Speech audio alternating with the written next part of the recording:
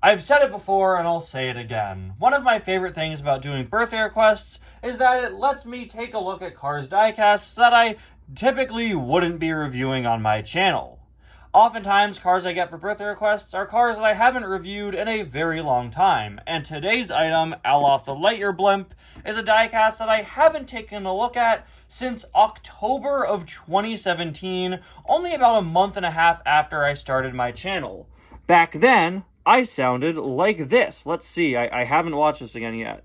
Coming out, I don't think it's any different, but in Cars 3 he has a little head. Ew. Look at my old background. This is when my background was hand-drawn with Cars stickers. I went back to find this video for this review because I just wanted to show you guys how long ago the last time I reviewed Alof the Lightyear Blimp was. But then I was shocked to see that this video has over 2,000 views. That is not a thing that happens with my early content. I was like, what? When on earth did that happen? When did the Alof review from 2017 reach 2,000 views? So I went to my analytics and, yeah, turns out that at some point in 2022, this video just randomly blew up and caught the wave of the algorithm and has been consistently getting hundreds of views every year since. In 2025 alone, it's gotten nearly 200. And why? Why of all videos, my 2017 review of Alof the Lightyear Blimp? Look at how bad the name is. This is, of course, Alof the Lightyear Blimp. Single, not deluxe, review. I didn't even close the parentheses. Anyway, if that's any sign, this video will perform regularly when I upload it, and then 4 years from now, will suddenly start exploding. So, if you're watching this video in 2032, when it somehow is sitting at thousands of views, let me know in the comments. Seeing that alone makes me very interested in wondering what's going to happen with this video performance. I just think that's so funny.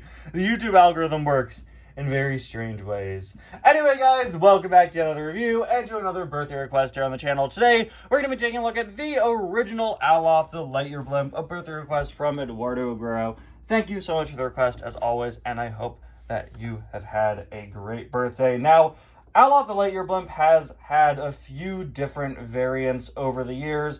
This is his original one, the little teeny tiny one that was originally part of the Walmart 8 collection.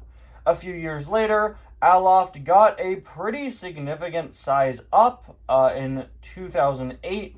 They made a larger version of him. Unfortunately, I don't have that. What I do have, though, is the 2018 Cars 3 Lightyear Blimp, which is absolutely massive. I mean, look at this. This guy is absolutely huge in comparison, and I would assume that this is a comparable size to the one from 2008. I would assume that maybe the 2008 one is this one. This could very well be a repaint of the 2008 one. I'm not entirely sure, but I just wanted to bring that one out for scale because, yeah, that is absolutely huge. I've always had a soft spot for the Alof diecast. I mean, first off, he's a character that has the best pun name in the entire Cars franchise. Come on, that one is so good.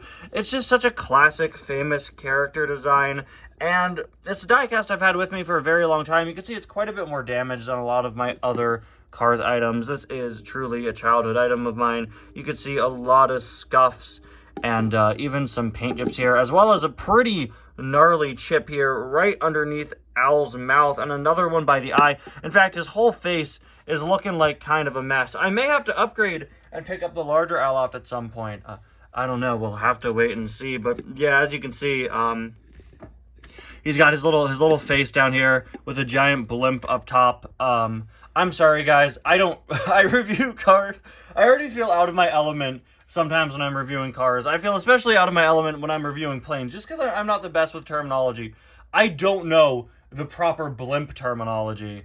And I'm sorry, but don't blame me. There are only like 25 blimps in the world actively currently right now. That's a true fact, which means, I guess, in the Cars universe that they're an endangered species. I don't know what to call this. The canopy, maybe. The cockpit, maybe. But yeah, this is, of course, where Al's face is. Very clever place to put the face on the blimp, and much better than trying to stretch it up across the inflated part. That would be insane.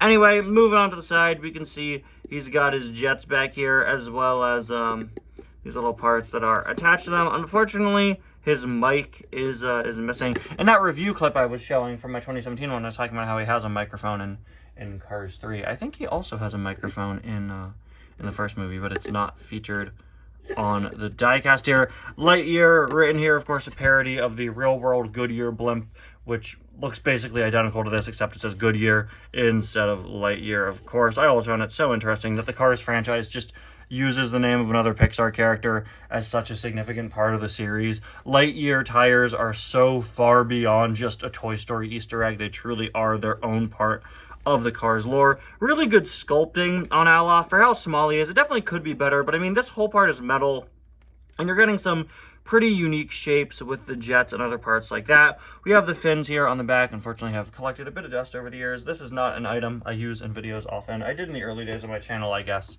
but nowadays he's basically nowhere to be found. If I use a Lightyear blimp, I'm going to use the Cars 3 one, which is funny because I'm not the biggest fan of that item, but, you know, just because of that scale, it's much bigger. He has his legal information. Oh, wait, is that not? I always thought that was his legal information, the PAS1. But no, that's not his legal information. The legal information is underneath there. You can see the Disney, Pixar, and China. No, that's just writing on his tail. I never actually noticed that. There's a look at the other side. As you can see, you could arrest Al pretty easily on his base. And what I like is that he's always angled upwards when he's kind of sitting, resting.